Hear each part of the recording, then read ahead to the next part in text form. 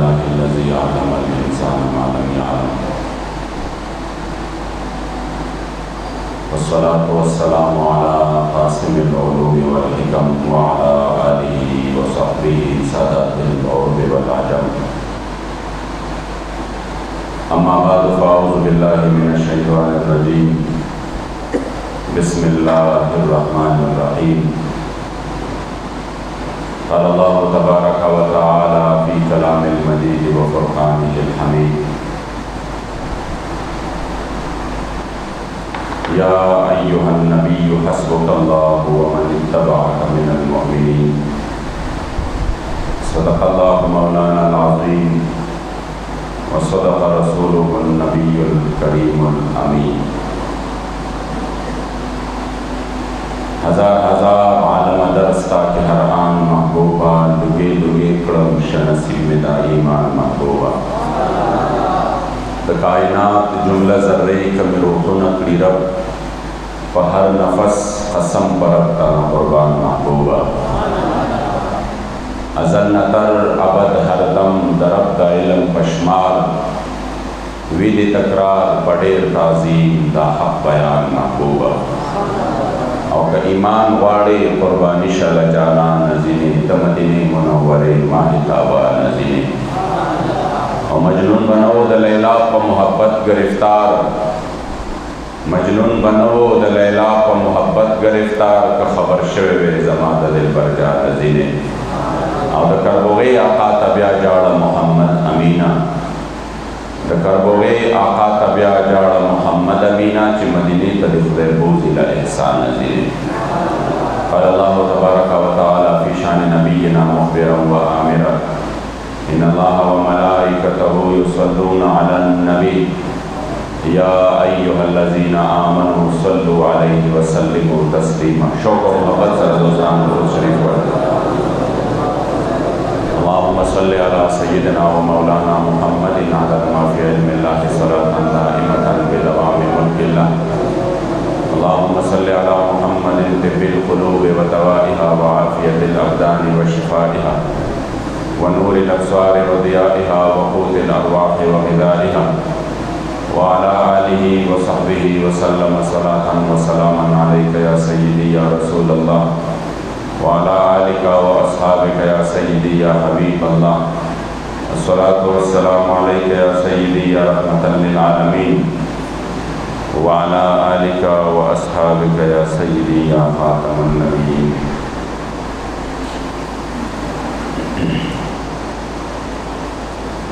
देर कदरदानों मशरानों कशरानों रब्बिल अज़ाल और रब्बे बेनियाज़ लाख लाख शुक्र नबी मुगोता से और जहान सरदार आक़ाए नामदार अफ़ज़ल उम्मत अफ़वार अफ़ज़ल करीम आक़ा सल्लल्लाहु अलैहि वसल्लम उम्मत की मुमिनान मुसलमान पैदा करी और जम व अल्हम्दुलिल्लाह।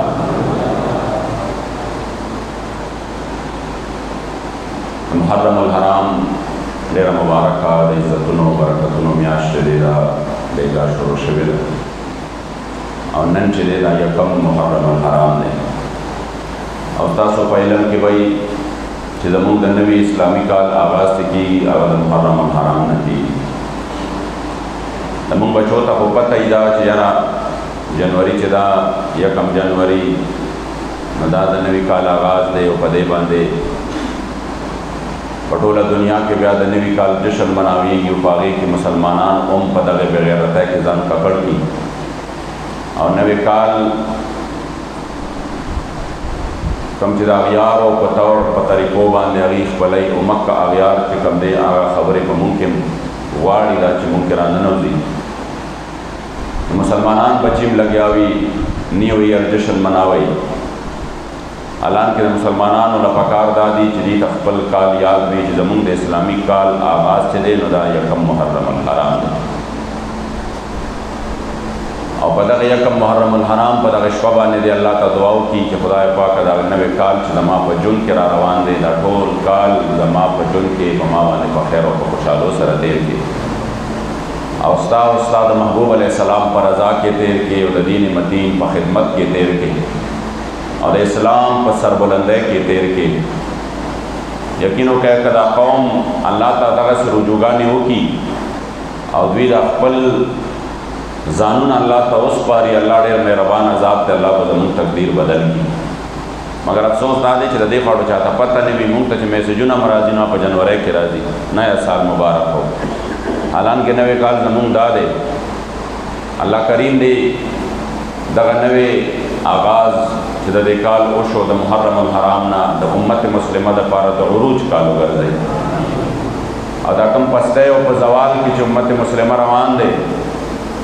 بالخصوص اهالیان پاکستان چې د کومو سخترینو حالاتو سره مخامخ دي، د کومو بدبختو سره مخامخ دي، حقیقت دا دی چې 13 کال د پاکستان په تاریخ کې سیاه ترین کالو، بدترین کالو، چې په هغې کې د حضور علیه السلام مبارک د عزت سوداګانې وشوې، په هغې کې د کشمیریانو سوداګانې وشوې، په هغې کې ګستاخان رسول چې دوی ته ریلیف او ازادیانې میلاو شوې، علماو ته جیلونه او تکلیفونه میلاو شو، اسلامی اقدارو پورې ټوکې وشوې، په جماعتونو کې ډانسونه وشو، بیا د هغې عکسبندۍ او د فلمونو عکسبندۍ په جماعتونو کې وشوې. نو دا هغه تور کال و، هغه بدترین کال و چې الله دې د امت مسلمه په تاریخ کې بیا داسې کال نه راولي. چېرته چې غریبانان د غربت په دغې چکۍ کې مکمل اوړه شو، چېرته چې د کاروباریانو کاروبارونه تباه و برباد شو، چېرته چې کوم دی د لاکډاؤن په وجه باندې د خلکو روان کاروبارونو کې نقصان پرېوته، یعنی هر طرف ته تکلیفونه راغلل، هر طرف ته مصیبتونه راغلل، مشقتونه راغلل، او د ټولو نه لوی تکلیف او غم چې دی دا د دین غم دی. مونږ ته خو غم نه ښکاري، مونږ ته غم او دک او درد تکلیف دا ښکاري چې چاته د پیسې نقصان میلاو شي یا څوک په وجود باندې روغ وي او هغه بیمار شي، نو مونږ وایو ډېر لوی تکلیف راته میلاو شو. خو دا تکلیف غواړو چاته ښکاري نه چې دین اسلام په کوم حالات کې راغلی دی، او بیا نن په دغې دین اسلامي د اسلامي اقدارو پورې کومې ټوکې کېږي او څنګه د اسلام د جنازې د وتو کوشش کېږي چې مونږ د دې ماحول نه اسلام وباسو. نو په دغې 13 کلونو کې چې د اسلام خلاف کم سازشونه شوي دي، شاید چې دا په 10 کالو کې نه دي شوي، چې په دغې 13 کلونو کې اسلام ته دوی کم نوې سازشونه مدارس اسلامیه ته جوړ کړل، شاید دا چې دا په نورو کلونو کې نه دي شوي.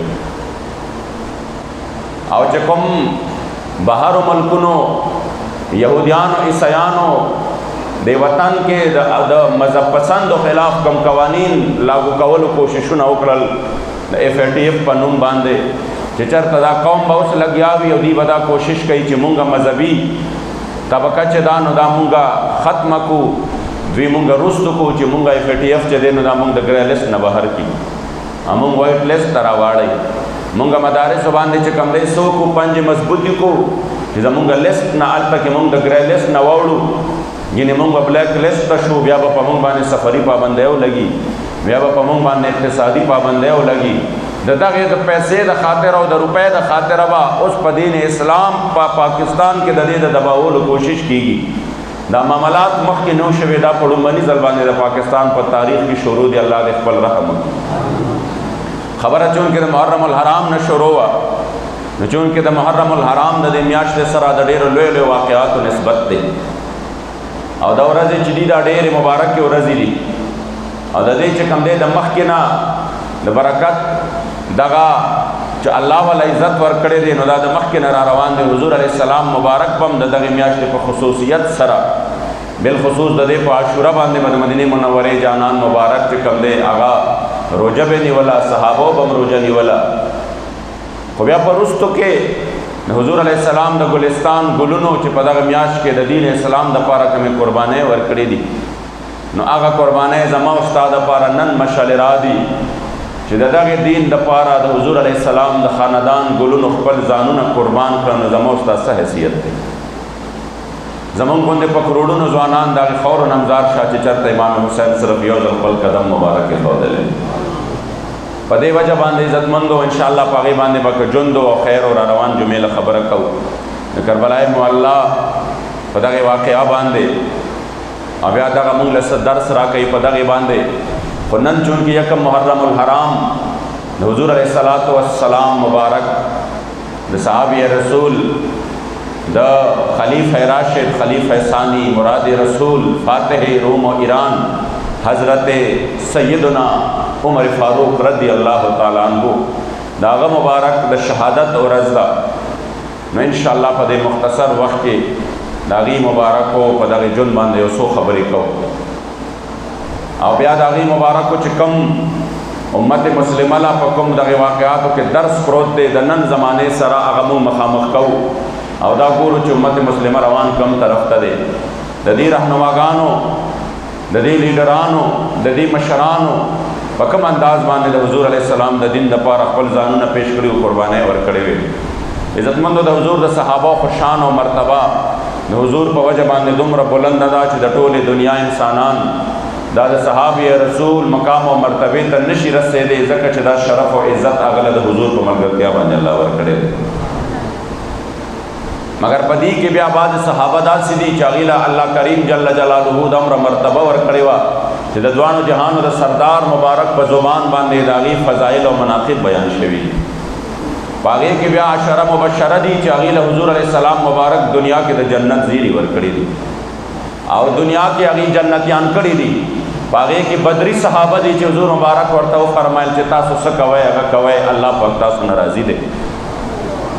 په دې کې چې کوم دی د الله کریم جل جلاله هغه صحابه هم شامل حال کړي دي چې حضور علیه السلام مبارک په دنیا کې فرمایل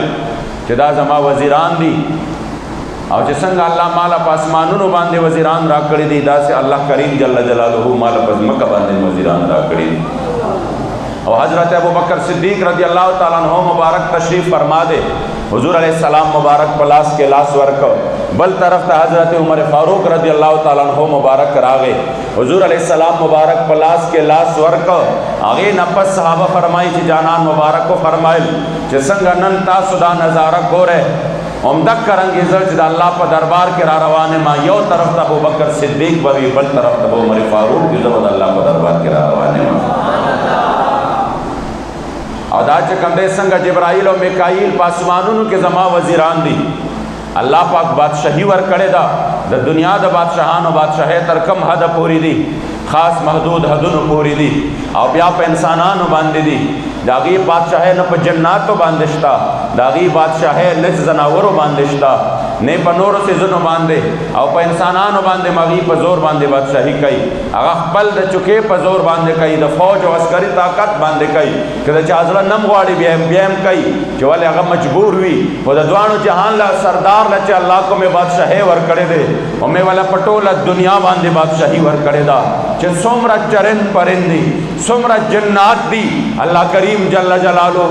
په هغې باندې د دوانو جهانو سردار مبارک له بادشاهي ورکړې ده په ځمکې اسمانونو باندې م ورکړې ده ونو بوټو غرونو باندې م ورکړې ده او دا صرف د دنیا نه رب العزال د دوانو جهانو سردار له سرداري په اسمانونو باندې م ورکړې ده. دې مبارک چې کوم دی څه فرمایي چې دا زما په دنیا کې وزیران دي. بیا سیدنا عمر فاروق رضی اللہ تعالیٰ عنہ مبارک چون کې د هغې مبارک و تذکره کوو هسې خو چې د هر یو صحابي مناقب بیانې انسان وایي چې د ده نه باندې مرتبه په دنیا کې د بل چا نه وه د هغې وجه دا ده چې هغه انداز بیان د مدینې منورې د جانان مبارک دی کریم آقا مبارک بیان کړی دي. عمر فاروق رضی اللہ تعالیٰ عنہ مبارک هغه شخصیت دی چې په زمانه د جاهلیت کې د اسلام د راوړو نه وړاندې دا مبارک په خپل روب دبدبه طاقت او پهلوانۍ کې مشهور و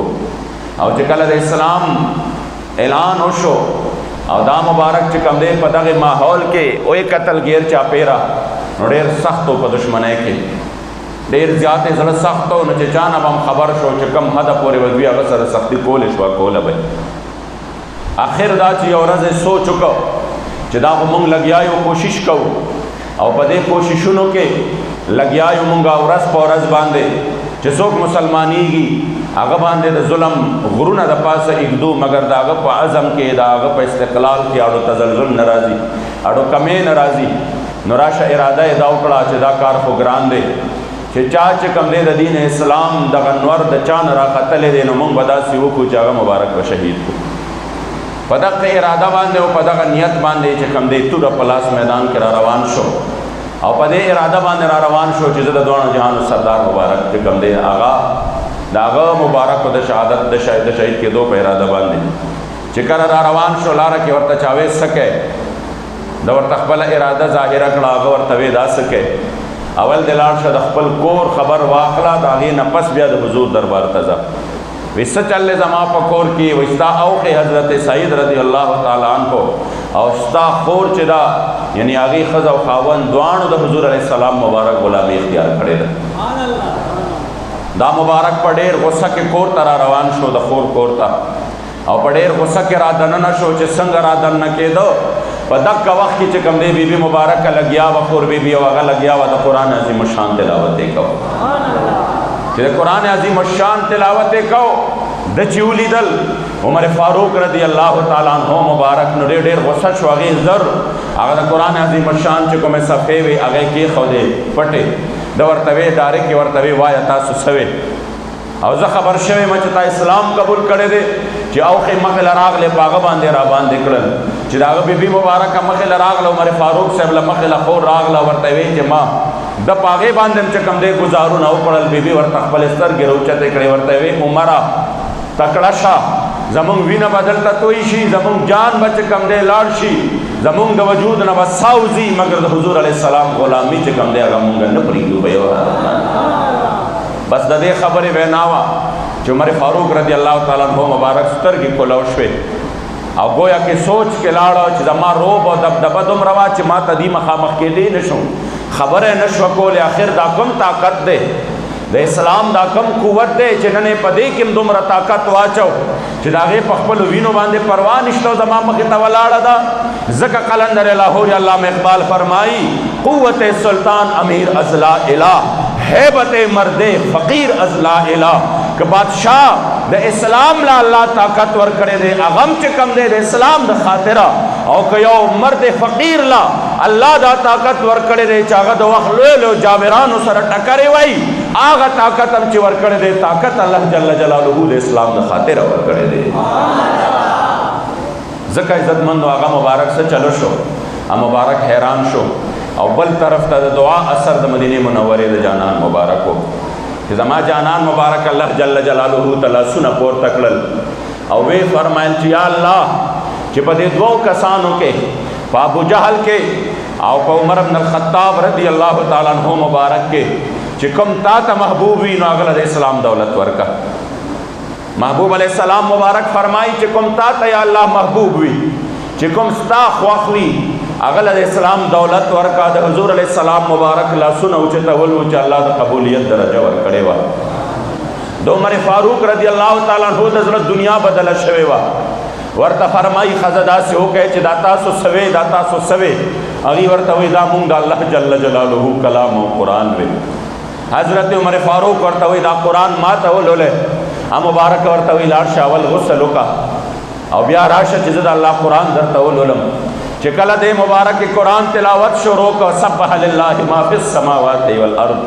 چې د دغه قرآن عظیم الشان د آیاتونو تلاوت شروع شو، د حضرت عمر فاروق رضی الله تعالی عنہ د سترګو مبارکونه د اوښکو باران روان دی. د زړه دنیا بدله شوې ده، او هغه چې په کومه اراده باندې راغلی دی اراده ختمه شوې ده. د حضور علیه السلام د غلامۍ، زما د کریم آقا مبارک د در د غلامۍ جذبه چې ده نو هغه په ولولو ده. ډایرکټ چې کوم دی حضرت سعید ته فرمایي راځه ما د مدینې منورې جانان مبارک لبوزه. حضور علیه السلام مبارک په دار ارقم کې دی او جانان مبارک د صحابو په جرمټ کې ناسته دی. سید الشهدا امیر طیب امیر حمزه رضی الله تعالی عنہ خوا کې ناسته دی. حضرت عمر فاروق راغی، توره ور سره په لاس کې ده. چې کله دننه راتلو اجازت یې غوښته نو دوه صحابو ونیوه. حضرت حمزه ورته د دې ځای نه اواز وکړه، ورته ویې پرېږدی که په اراده ښه باندې راغلي وي خو رابشي، او که په غلطه اراده باندې وي دا کومه توره چې ورسره ده په دې به دې سر قلم کم. زما جانان مبارک ورته مسکی شو، ورته وی حمزه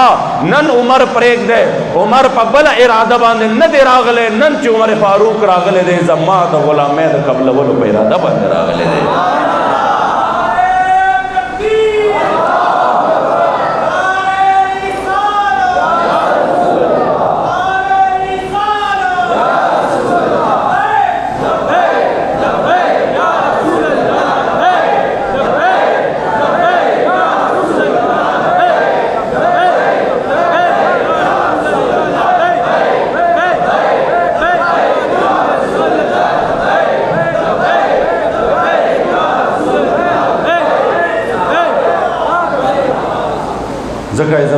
دی مبارک ډایرک کلمه و اشهد ان لا اله الا الله وان محمدن عبده ورسوله.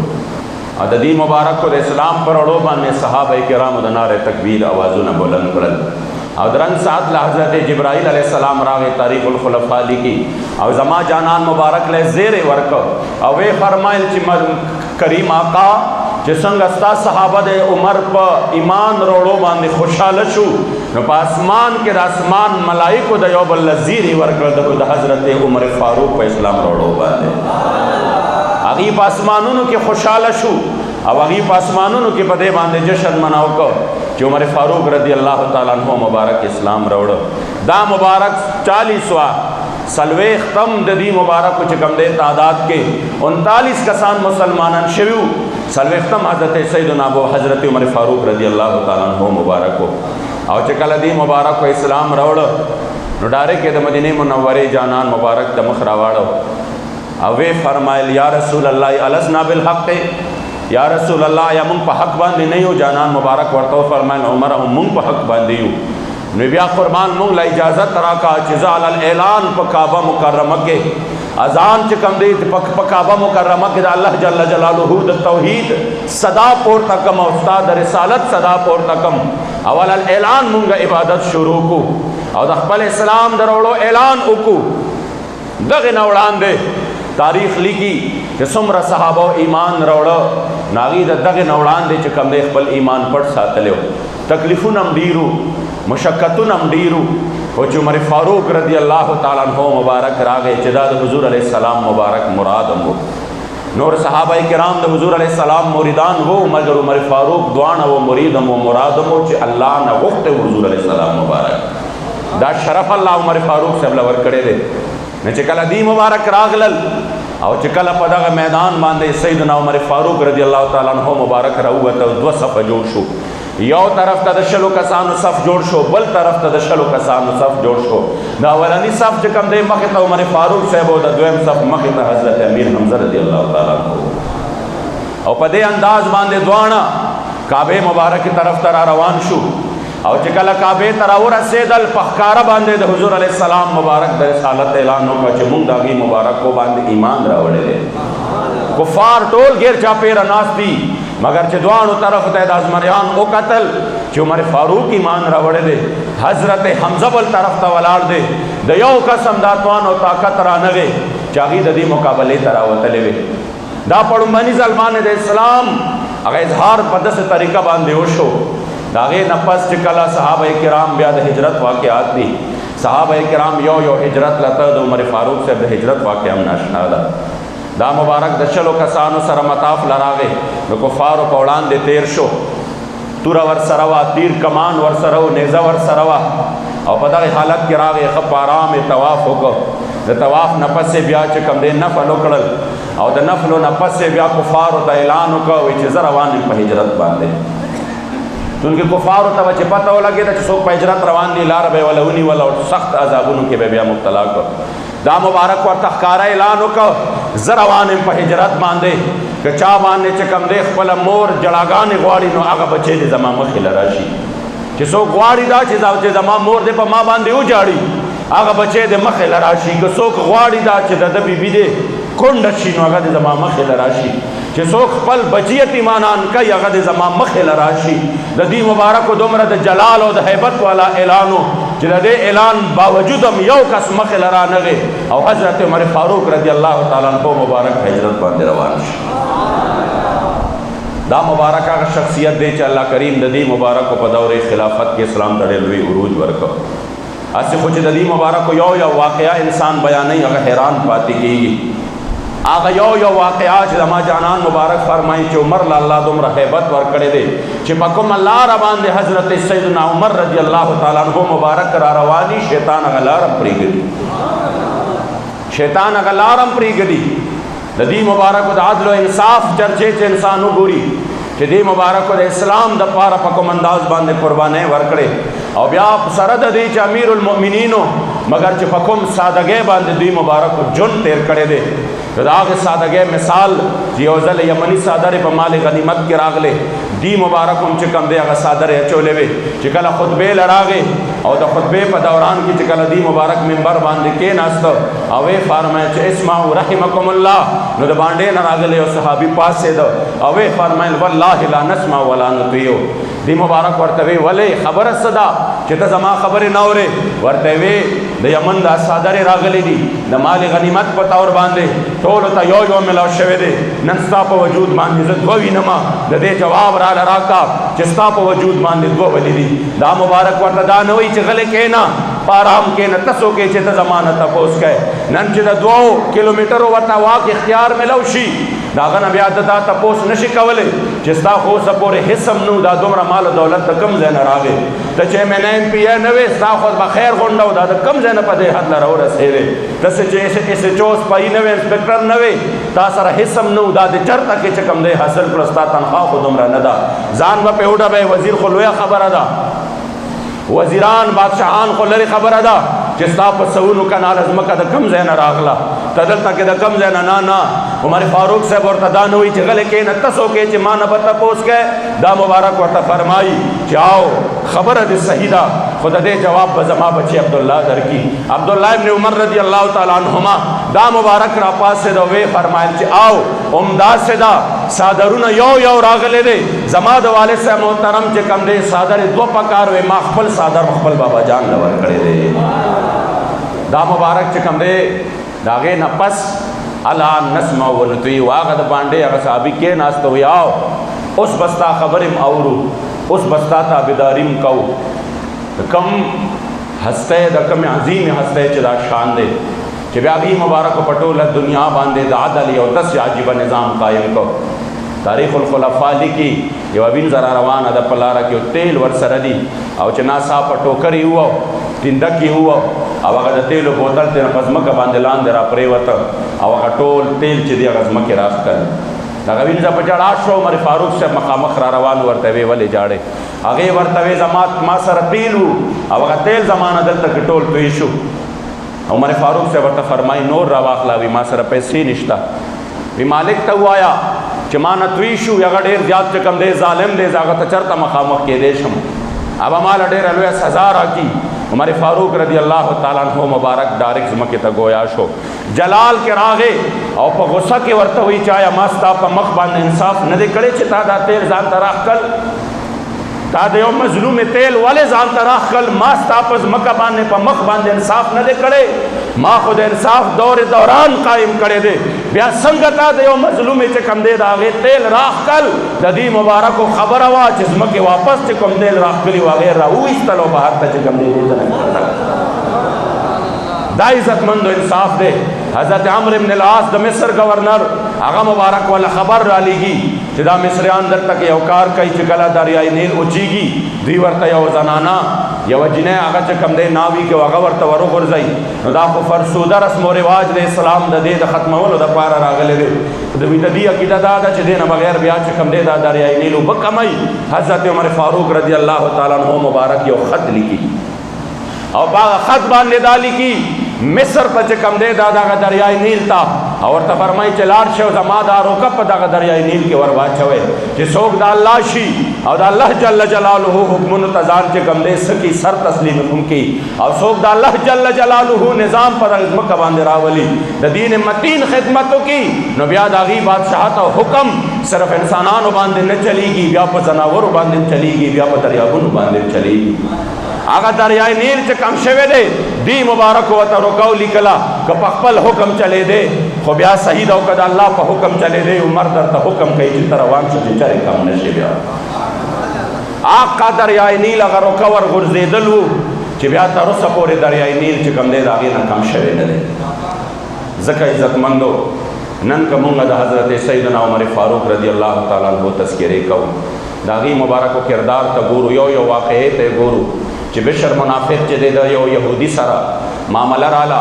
حضور ورله فیصله وکړه په دغه معامله کې یهودي چې کوم دی د هغه په حق کې وه دا فیصله. دا منافق راضي نه شو د حضور په فیصله باندې. بیا ابوبکر صدیق له ولاړ شو. سیدنا ابوبکر صدیق له چې راغی هغه هم فیصله د حضور علیه السلام مبارک چې کومه کړې وه هغه یې برقرار وساتله. منافق بیا هم راضي نه شو. عمر له ولاړ شو چې حضرت عمر فاروق له راغلل نو دغه یهودي ورته ووایي چې عمره ستا نه وړاندې دا فیصله حضور هم زما حق کې کړې ده، ابوبکر صدیق هم زما په حق کې کړې ده. عمر فاروق رضی الله تعالی عنہ مبارک ورته فرمایي چې ښه لږ ودرېږئ زه راځم کور ته ستاسو فیصله کوم. کور ته دننه شو، توره راواغسته او واپس راووته، سر یې ته نه قلم کو او ویې فرمایل چې څوک د الله او د هغه د رسول په فیصله باندې راضي نه وي د هغه باره کې د عمر فاروق بیا دا فیصله. نن عزتمندو چې موږ موجوده حالاتو ته وګورو او خپل غیر چاپیر چم ته وګورو، خپلو بادشاهانو ته وګورو چې هغه عمر فاروق صاحب دی چې امام حسن فرمایي چې خطبه یې لوستله، ما یې په کمیس کې ما د هغې مبارکو په کمیس کې 12 پیونده وشمارل. هغه عمر فاروق صاحب دی چې بیت المقدس ته را روان دی او یو سور لیده او په هغې باندې کله غلام کینی او کله دا مبارک په خپله باندې کینی. غلام ورته وایي قربان زه تاسو نه قربان، تاسو چې کوم دی کینئ زه به لاندې روان یم. دا مبارک ورته فرمایي نه ته زما نه زیات چې کوم دی څه طاقتور یې او نه داسې یې چې زما نه زیات چې کوم دی څه ګوندې ما ته د نیکو حاجت نشته او تا ته شته. ما ته زیات چې کوم دی حاجت د دې دی چې زه د الله جل جلاله رحمت ته ځان ورنږدې کړم. حتی چې بیت المقدس خواله راځي نمبر د غلام دی او ورته منت کوي چې تاسو کینئ مخامخ چې کوم دی څه دي ټول صلیبیان ولاړ دي او هغې به وایي چې دا څنګه چلې. دا مبارک ورته وایي نه انصاف دا دی چې ستا نمبر دی، ته به روانې زه به در سره لاندې روان یم. هغه ځای کې صلیبیانو ناشنا نظاره وکته چې یو هستي داسې را روانه ده چې د هغه د نوم نم قیصر او کسرا او ایران چې کوم دی لړزاویږي، مګر هغه شخصیت یو غلام په اس باندې کېنولی دی او په خپله باندې مهار په لاس کې دی او لاندې همداسې پیاده را روان دی. ځکه عزتمندو نن ضرورت د دې دی چې مونږ او تاسو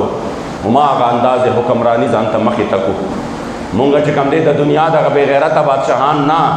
چې د چا د بې غیرتوب کیسې مشهورې دي، د دغې غیرتمندو د حضور علیه السلام مبارک د غلامانو تاریخ ځان ته را مخې ته کړو. نو بیا به ما او تا په دې وطن کې انشاءالله تعالی د حق طرف ته روان شو. خو که دا حال وي چې دا کم شروع دی چې نه د جماعتونو تقدس چې کم دی هغه څه دی هغه هم پامال شو. تاسو ته پته ده نن الحمدلله تحریک لبیک یا رسول الله د هغې مشر امیر زمونږ استاد د زړونو دړکن امیر المجاهدین شیخ التفسیر والحدیث حضرت علامه حافظ خادم حسین رضوي دامت برکاتهم سره د خپلو زرګونو کارکنانو جمعه چې دا په مسجد وزیر خان کې پڑھاوی. مسجد وزیر خان باره کې دا یو تاریخي جماعت دی او په دې کې چې کوم دی په 13 هفته کې انسان د زړه نه ورسره وینې وساسي. یو مسلمان سوچ څنګه کولی شي 13 هفته کې د اوقافو په اجازت باندې پوهېږئ دې باندې د اوقافو په اجازت باندې په 13 هفته کې د پاکستان 2 مشهور ډمان دي او هغې چې کوم دی اجازت راغستی دی او د فلم عکسبندي یې د ډانسونو سره او د ګانو سره په دغې جومات کې دننه کړې ده. په دې جومات د الله په کور کې دننه د فلمونو عکسبندي شوې ده. یا داسې غیرتمند خلک و داسې غیرتمند چې کله چې کوم دی په سینما کې دننه هغې وې حاجیان راشه په فلاني سینما کې به حاجیانو ته څه ملاویږي، حاجیانو ته به د حج تربیت ملاویږي. نو بابا جی چې خبر شو وی به ښه اوس به د سینما په دغې ګنده پرده باندې بیت الله شریف ښودلی کېږي، د سینما په ګنده پرده باندې او په دې ګنده ځای کې به مسجد نبوي ښودلی کېږي، عرفات میدان به ښودلی کېږي، په دې باندې به منا مزدلفه ښودلی کېږي، په دې باندې به مقام ابراهیم او صفا مروه ښودلی کېږي. غیرت دغه عزتمندو الله داسې خلک پیدا کړي ډایرکټ لاړو فتوی راواغستې او یو لوی اشتهار یې چاپ کړ او ویې فرمایل چې مونږ جرم چې کوم دی د هغې حرمینو شریفینو تقدس داسې نه شو پامال کولی. سینما چې دی دا د بې غیرتۍ ځای دی، دا د شرمعار ځای دی، لہذا په دې کې دا مونږ نه شو برداشت کولی. نن د الله په کور کې په جماعت کې هغه بې غیرته راغلل او پکې ودرېدل. چې کله دا حالت جوړ شي عزتمندو نو بیا پوه شه چې د مسلمانانو د زوال یو داسې دور شروع دی چې د دې نه راوتل بیا محال دي. نور خواصم لګیا دي، کله د مندرونو اعلان کېږي، کله د اقلیت په نوم باندې چې کوم دی صرف اور صرف پروموټ کیږي نو هغه د پاکستان غوندې وطن کې چې اسلام په نوم جوړ شوی دی مسلمانانو باندې د مختلفو تنظیمونو تحت چې کوم دی په مدارسو باندې مسلمانانو باندې جماعتونو باندې پابندۍ لګولو کوشش کیږي مسلمانانو د عزت سودا کیږي او بل طرف ته دوی لګیا دي څه کوي هغه خلک پروموټ کوي په جماعتونو کې د دې اجازت ورکول کیږي خدا د الله پاک کرم دی چې په دې دور کې په دې وخت کې الحمدلله د تحریک لبیک یا رسول الله غوندې پلیټ فارم په دنیا کې شته دی بیا د پاکستان د مسلمانانو دا د ټولو نه لوی چې کوم دی څه دی مونږ خدا سے کوو که نه ښه ګورو چې دې پاټو د حضور په دین حمله وکړه د حضور په عزت حمله وکړه د حضور په ناموس باندې حمله وکړه خو زمونږ مصیبت دا دی چې زمونږ ضرورت د بجلی دی نو بیا هغې خلکو له عزت هم ورکوو ورته چې کوم دی سیرې مچو بیا هغې خلکو له عزت ورکوو هغې ته چې کوم دی لارې کوڅې ولې مونږ له بجلي راوسته مونږ له ګیس راوسته مونږ ته ټرانسفارمر لګو مونږ ته چې کوم دی څه چلو که زمونږ لارې کوڅې داسې شوې افسوس دا د عزتمندو په داسې وخت کې مونږ له افسوس راشي شپه ورځې لګیا یو په دغې زبان باندې او په دې ځای کې اورئ او دلته کې جذباتو کې هم راشو چې دې ځای نه به هر شی خبره ختمه شي انشاءالله ورځې ډېرې نشته سترګې پټېدو والا دي د هر چا سترګې پټېدو والا دي وکړه سودا په زړه او روح نن په بازار نه ملې سبا به نه وي دا سودا کومه سودا چې د نن حضور ته مخامخ کېدو والا یو دومره ځان سره څه یوسه چې یا رسول الله نور ډېر ګناهګار ما خو چې په تا به د غیرت خبره راغله غیرت مې کړې دی پوهېږې دې باندې دومره ځان سره څه یوسه چې ستا د جوماتونو خبره راغله چې کوم جوماتونه د عبادتونو ځای نه دي پاک ځایونه دي د الله کورونه دي نو د هغې د تقدس په عمل کېدو په وخت کې زه د هغې خلاف میدان کې وتلی وم انشاءالله دغه زرګونو مخلوق چې نن په مسجد وزیر خان کې ناسته دی د دې در دیوار بم د قیامت په ورځ باندې د دې د شفاعت سبب او ذریعه جوړیږي چې کله زما دا در دیوار په ډانسونو باندې او د کنجرخانو په کنجرتوب باندې ګنده کېده نو د حضور غلامان داسې راغلي وو چې د دې تقدس په حال کولو دپاره بیا د لبیک یا رسول الله نارې لګولې وې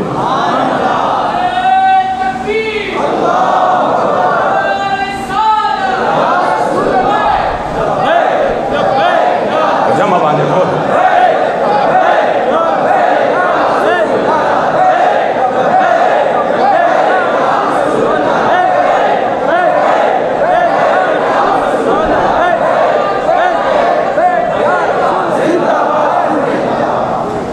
ځکه عزتمندو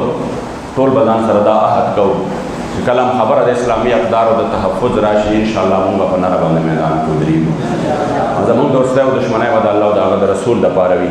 الله کریم جل جلاله دې د دغې عظیم هستو په برکت باندې په دغې وطن کې اسلامي نظام راولي امین الحمدلله رب العالمین والصلاة والسلام علی خیر خلقه محمد وآله واصحابه اجمعین یا الله کریم جل جلاله د څومره دوستان چې دلته حاضري لګولې ده ناست دي خدای د ټولو حاضرۍ قبول او منظور کړه د ټولو خدای پاک د دارینو خیر او خوشحالۍ نصیب کړه غمونو مصیبتونو مشکلات نه ټول په خپل زمان کې وساتئ کامیابۍ کامرانۍ د ټولو نصیب وګرځوه د محرم الحرام د اسلامي نوی کال چې کوم آغاز وشو خدای دا کال د مسلمانانو دپاره د عروج کال وګرځوه یا الله دا کال د مسلمانانو دپاره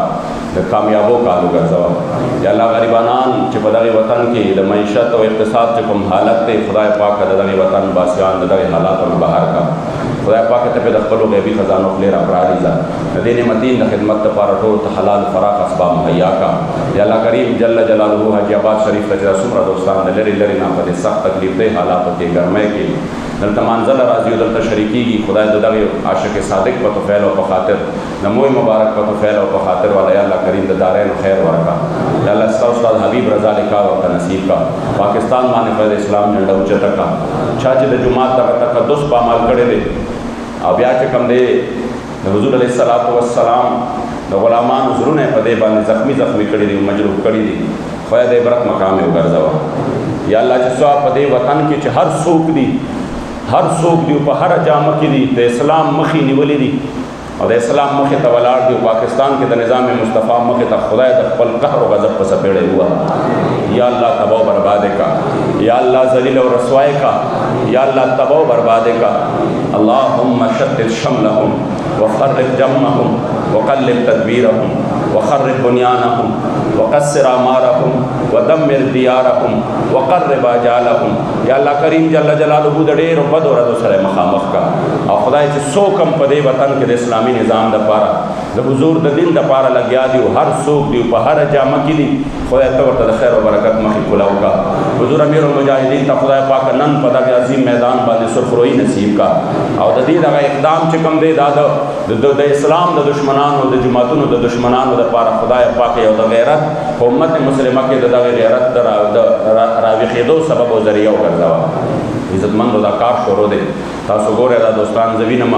چې په ډېر تکلیف باندې بره راځي، څوک په یو طرف راتاویږي، څوک په بل طرف باندې. انشاءالله لږ وخت تکلیف به وي، الله پاک به ختم کړي. خو تاسو ته پته ده دلته کې دا کار چې دی تر اوسه پورې الحمدلله په دې جومات کې نه مونږه تنخواګانې اخیستې دي، نه مو تر اوسه پورې د بل څه چې کوم دی مطالبه کړې ده، بلکې کوشش مو دا کړې دی چې څومره زمونږ وس طاقت وي هغه الحمدلله لګوو. خو دا کار چې دی دا ډېر لوی دی. دا کم از کم 3 کروڑ روپو کار دی، کم از کم، یعنی په کم حساب سره چې زه حساب ولګوم 3 کروڑ روپو کار دی. نو دا چې دی زمونږ د وس طاقت نه بهر دی. او دا کارونه چې دي دا داسې کارونه هم نه دي چې دا زما کار دی یا دا د والد صاحب محترم کار دی یا دا د بل چا کار دی. په ذات خدای قسم دا داسې کار دی مونږ به یو یا به نه یو، په مونږ باندې به خاورې انبار وي، خو دا ځای به آباد وي، د دې ځای نه به د دین چینې روانې وي او دا به زمونږ دپاره الله کریم جل جلاله یو صدقې جاریه وګرځوي. نو تاسو کم دوستان چې په کوم مت کې د دې سره امداد کولی شئ، سریه کې کولی شئ، سیمټو کې کولی شئ، شګه کې کولی شئ، نقد کولی شئ، چې څنګه ستاسو کېدی شي. او دا مه وایه چې زما زه بې وسه یم که ما پیسې ولګولې نو مال به بیا د کوم سایډ نه راځي. په دې خو د دواړو جهانو سردار قسم خوړلی دی، د دواړو جهانو سردار په قسم خوړلی دی چې زه قسم خورم چې څوک د الله په لار کې ورکړه کوي په دې باندې به الله پاک د ده مال چارې کم نه کړي،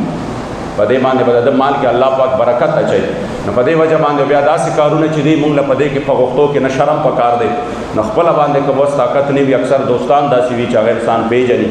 صاحب د علاقې خلکو ته بالخصوص درخواست دی یا د بهر نه دوستان راځي، داسې دوستان وي چې هغوی اکثر صاحب استطاعت والا وي، هغوی پسې ورتلل پکار دي، هغوی ته چې کوم دی دا کار ښودل غواړي. دلته الحمدلله ستاسو په دعا سره زمونږ د مدرسې دا سویم کال دی، خو سخت کال مونږه گنجائش نو، مونږ د حفظ شعبه د بهر خلکو دپاره ختمه کړه د دې وجې نه چې مونږ سره نور گنجائش نو. طلبا الحمدلله ډېر سیوا شو او زما زړه کې دا دي چې دا ځای داسې وي چې دلته په سوونو نه په زرګونو طالبان د دین اسلام د دین متین د خدمت لپاره د دې ځای نه دي انشاءالله. شپه ورځ دلته ذکر و اذکار وي، دلته درود و سلام وي، دلته چې کوم دی دغه درسونه وي، د قرآن او د حدیث خدمتونه وي. نو دا د یوازې کس کار نه دی، دا د تنې تنها د یو کس کار نه دی. او بیا په دې وخت کې چې معاملات ټول تاسو ته پته ده، نو انشاءالله تاسو به د زړه نه په دغه کې ضرور چې کوم دی څه کوئ، امداد به کوئ. کوم نه دا د جمعې د دې وخت کې چې کومه چانده کېږي دا هم د دې دپاره کېږي، هم د دې لنګر، هم د دې جومات، هم د دې مدرسې دپاره. او که څوک داسې وي جاوید حاجي صاحب چې دی مونږ د دې ناظم مالیات دی د هغه سره رابطه کوئ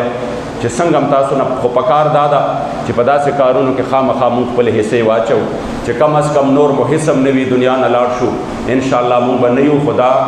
ډک په ګلو به چمن وي مونږ به نه یو، بلبلان به په ګفتن وي مونږ به نه یو. باباجي مبارک چې دغه ځای دغه کړی دی نن هغې مبارک خو نشته، خو مخامخ ګوري دا ډېر لوی ده څه چې دي نو دا ګوري. او دا چې کله دنیا نه تل یو شیخ هغه ورته وویل چې باباجي تاسو خو دنیا نه ځای بچي دي واړه واړه دي، هېڅ دې مرته پرې نه ښودل، یو شی دې مرته پرې نه ښوده، او تاسو ځای څه خو راته ووایه چې وروسته به څنګه چل وي. وی باباجي مبارک پاک په وخت کې 2 خبرې کړې وې، یو دا چې زه ورته که مال دولت ډېر پرېږدم او دوی چې کوم دی اون خلی په دنیا پسې نو د هغې څه فایده نشته، الټه هلاکت دی. خو که کله د دین خدمت کو او د دین متین د خدمت دپاره ځان وقف کړی و الله به د ټولو نه ښایسته جوړ دی. او الحمدلله د دغې باباجي دعا ده چې موږ الله همدغه بېتاجه بادشاهۍ راکړي دي، په لاس کې سم نشته خو شکر دی د هر چا نه ښایسته وخت تېرو. او دویمه دا چې هغې مبارک وویل خپل شیخ ته چې زه به نه یم، خو دا ځای که به چې کوم دی مخامخ به زه ګورم چې دا ځای به یو ځلې بیا د دین متین او د دین اسلام په خدمت باندې آباد وي انشاءالله تعالی. دې ځای نه به بیا د حضور د عزت او د ناموس نارې پورته کېږي، دې ځای نه به بیا چې کوم دی د اسلام د عظمت دپاره قافلې روانېږي انشاءالله. والله العظیم مونږ به یو یا به نه یو، خو انشاءالله دا قافله به روانه وي. نو په جمع اول دعا وکړئ، دعا د مؤمن هتیار دی چې الله ورته د خیر اسباب برابر کړي. الله کریم جل جلاله ورته د خپلو غیبي خزانو نه چې کوم دی دې دپاره الله پاک اسباب برابر کړي. او دا کار چې زمونږ په تصور کې څنګه دی د هغې نه په ښکلي انداز الله پاک سر ته ورسوي. زمونږ دوست دی د بټخیل شفیق صاحب نوم دی هغې والد صاحب محترم ډېر بیمار دی دعا ورته وکړئ سره د جملو مریضانو الله کریم جل جلاله صحت کامل شفای کامله عاجله نصیب وګرځوي او څومره قرضدار چې دي په د قرض نه نجات ورکړي بې اولادو له نیکمله اولاد ورکړي با اولادو ته خدای پاک نیکمله لوی کړي او یا الله تحریک تعظیم کامیابی د خپل حبیب علیه السلام د دین دپاره ورکړي چې موږ سره څوک په دې قافله د عظیمت کې لګیا دي او منډې ترړې وهي خدای پاک د هغې ټولو یا الله کریم د دارینو خیر نصیب کړي څوک چې مالي تعاون کوي په دغه کې موږ سره خدای دې په برکت په مال حال کې په ژوند کې ډېر برکتونه او خوشحالۍ راولي آخره خاتمه په ایمان کې ایمان زواله وساتئ وصلی الله تعالی علی خیر